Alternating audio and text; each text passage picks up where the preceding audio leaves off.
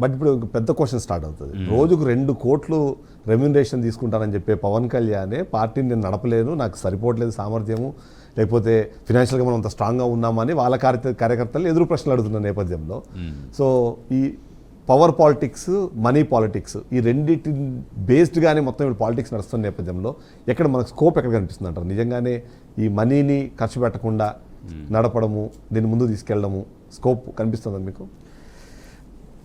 ఇప్పుడు పవన్ కళ్యాణ్ గారి యొక్క ఆబ్జెక్టివ్ ఏమిటి అనేది ఆయన స్పష్టంగా చెప్పలేదు. కానీ అతని చర్యల నుంచి మనం కొన్ని విమర్శలు చేస్తున్నాము, కొన్ని కంక్లూజన్స్ కూడా డ్రా చేస్తున్నాం. ఎలా 15 సంవత్సరాలు ఆయనే సీఎంగా ఉంటారు అని ఆయనకు అతను ఇచ్చిన స్టేట్మెంట్ ఆధారంగా.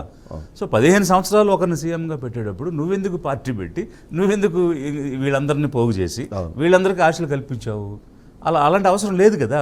అంటే your own acts and your own statements are contradicting.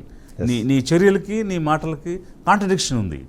So that means his aim is not to get power and become CM. అది కాదు. నేను స్పష్టంగా చెప్తున్నా, ఎవరైతే ఇంతకాలం అధికారానికి దూరంగా ఉన్నారో, 80% అధిక జనులు ఉన్నారో వాళ్ళని అధికారం వైపు నడిపించాలనేది నా ఆబ్జెక్టివ్. అవకాశం నాకు ముఖ్యమంత్రి రావడానికి అవకాశం కావాలనేది నా ఆబ్జెక్టివ్. సో అందువల్ల అతను డబ్బులు ఉన్నా చేయలేకపోయాడు, లేకపోతే జనంతో చేయలేకపోయాడు అని అంటే చెయ్యాలని అతనికి లేదు కదా, అవ్వాలనేటువంటి ఆసక్తే లేదు కదా. ఇక అవ్వాలని ఆసక్తి లేనివాడు ఎవరి కోసమో పనిచేస్తారు. కాబట్టి అతను డబ్బులు ఉన్నా చేయలేకపోయి ఉండొచ్చు. ఇంకొక వైపు మీరు చెప్పిన ఎగ్జాంపుల్లో తమిళనాడు, అతనేమి ఓట్లకు డబ్బులు ఇవ్వలేదు, అయినా కూడా ఓటు వేశారు. వై? బికాస్ అంటే when people decide to bring a change, మార్పు తేవాలి అన్న ఆలోచనే రావాలి, కానీ ఎన్ని రూపాయలు ఇచ్చినా ఆగదు. ఇప్పుడు ఎక్కడి వరకు ఎందుకండి, మన 24లో వైఎస్ఆర్సీపీ ఓటుకి ఇచ్చిన డబ్బు ఎక్కువ టీడీపీకి ఇచ్చిన డబ్బు కంటే. Okay. Because I have seen, మేము అక్కడ ప్రచారంలో వెళుతూ ఉంటే డబ్బులు పంచుతూ ఉన్నారు.